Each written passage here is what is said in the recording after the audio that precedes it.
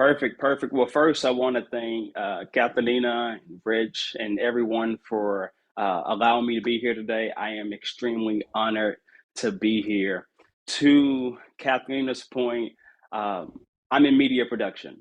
I work with cameras for a living, and these cameras have given me the ability to see the world, right? Pun intended, literally and metaphorically.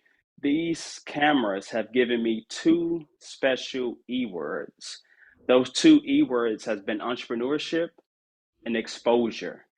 And that second one, exposure, has literally changed my life. So I've been able to make some cool videos for companies like Porsche and Chick-fil-A. I've been able to shake hands with billionaires and have dinner with NFL players.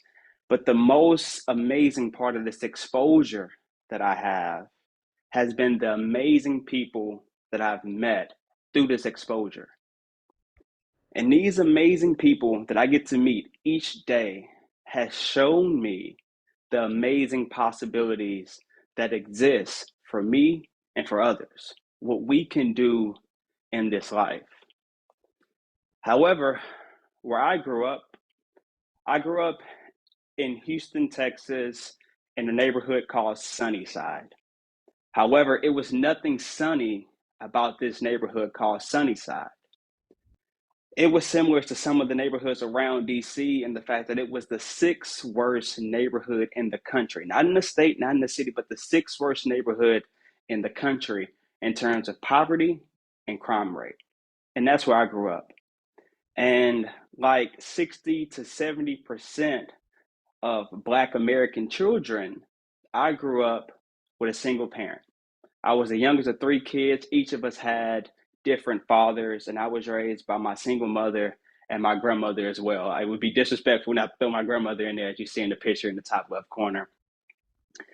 And my mother, she was loving and she did all she could for us. However, because she was a single mother, because we did grow up in this disadvantaged environment, we struggled. We struggled financially.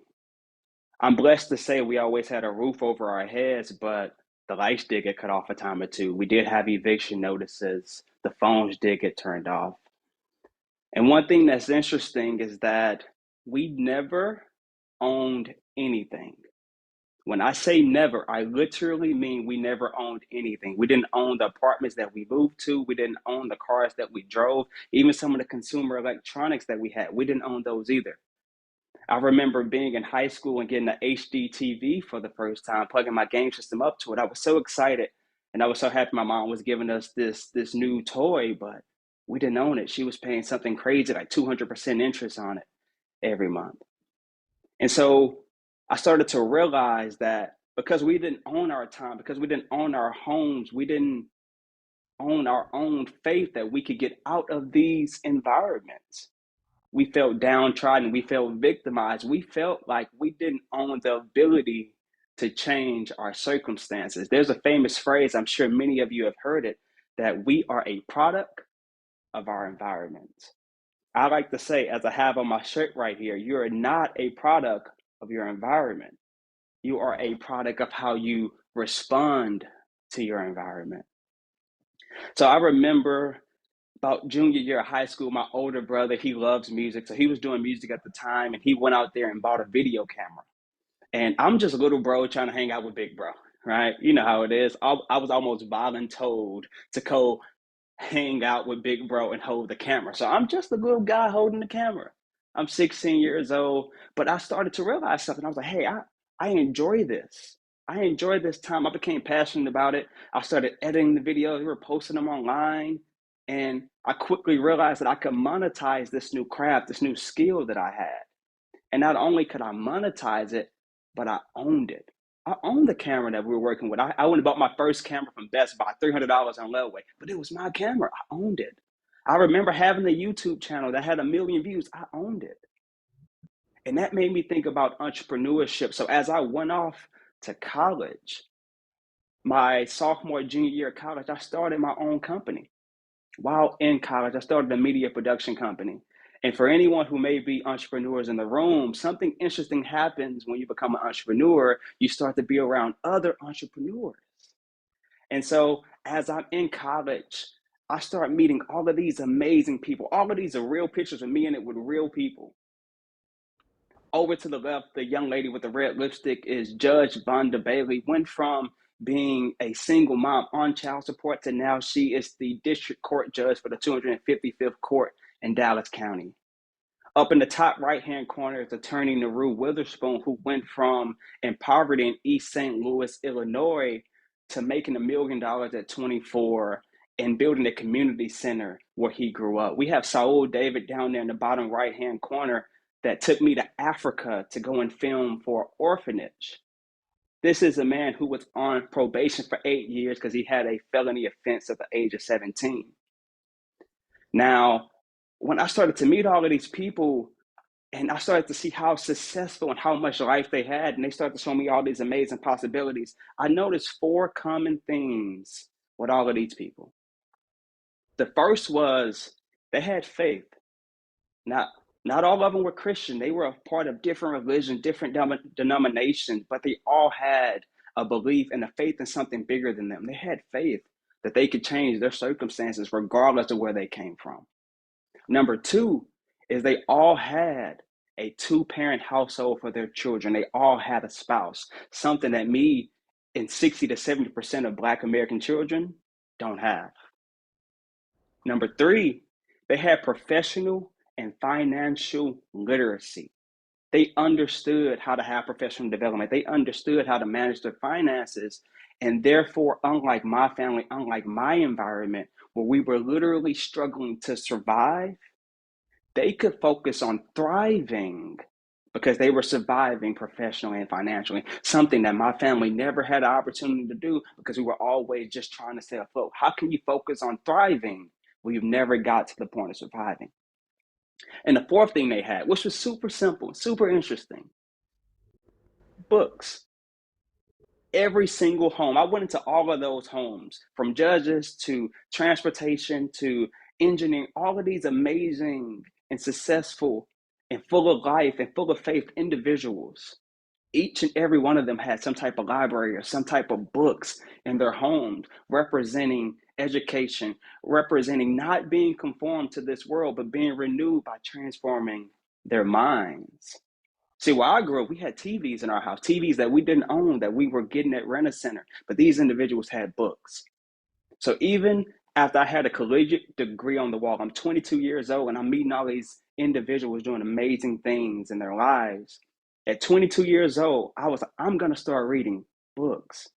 And from the age of 22 to 24, I read about 60 books, and it literally changed my life.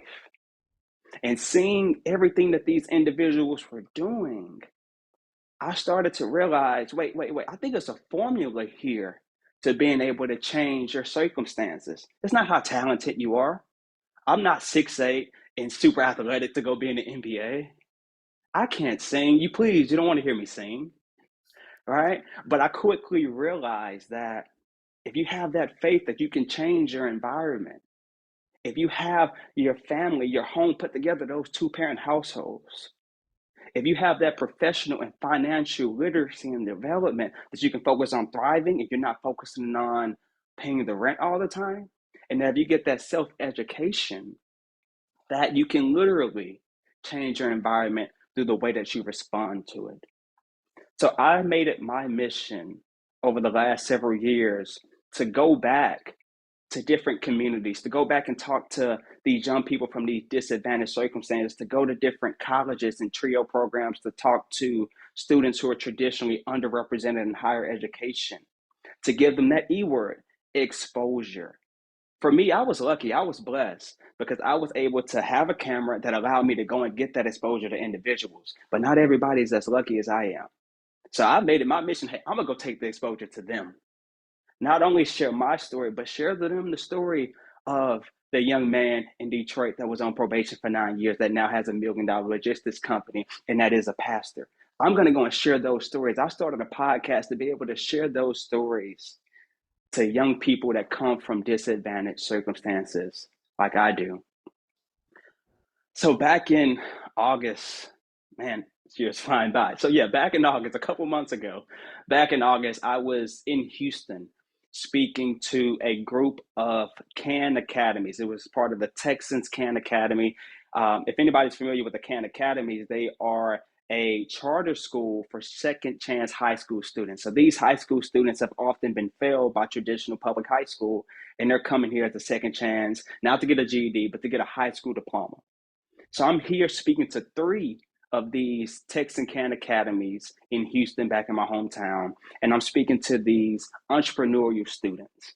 So I'm there and I'm talking to them about all these things, how they can be entrepreneurs, how they can have equity, to have equality, to change their environments, all of this stuff. And the one young man came up to me and said, "Hey, how, how did you make it to 30, bro?" He literally asked me, "How did I make it to 30?" And it just showed me how much or how little faith that these individuals have, how little faith that these young people have, that they have the ability to not be a product of their environment. He was worried about making it to 30 because he has seen other people become a product of that environment. So I advocate for myself, I advocate for all of you all to go out there and give exposure to these young people from disadvantaged circumstances. Show them that they don't have to be a product of their environment. They don't have to be one of the kids that didn't make it to 30. They have the ability, through faith, through building their families, through having that financial and professional development, through going out there and getting self-education, that they can literally change their lives, change their families' lives, and change the lives of others. So again, I appreciate you all for the time today. Hopefully I was able to say something impactful, and hopefully each and every one of us can go out there and be advocates to give exposure to those from those situations, so they can go out there and respond to their environments.